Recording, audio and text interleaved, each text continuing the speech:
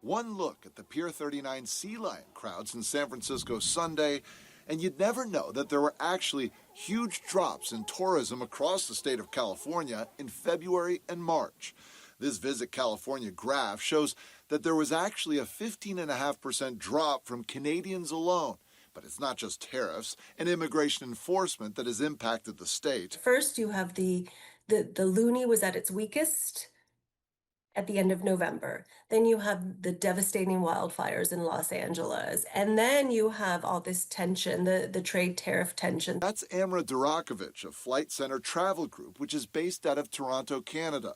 This Visit California graph shows that declines in California non-residents visiting actually started last year, then took a huge dive in both February and March.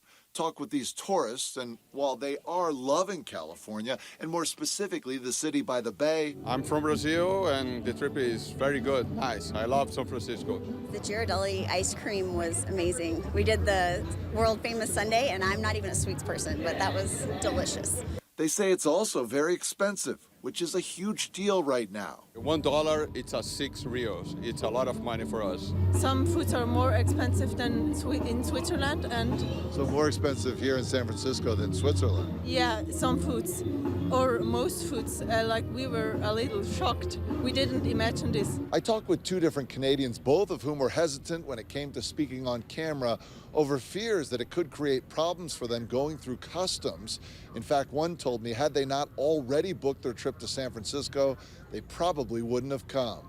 That said, there is hope. A 3-month period from November 24 until January 2025, we saw a 20% cancellation rate of Canada to US pre-existing bookings. However, we haven't seen many cancellations since then. In February, there was a 10% decrease in corporate bookings from Canada to the US, but that gap narrowed in March to only 1%, and we're actually trending a little bit upwards right now. And with a California focus now on getting Canadians back, there's a hope that trend continues.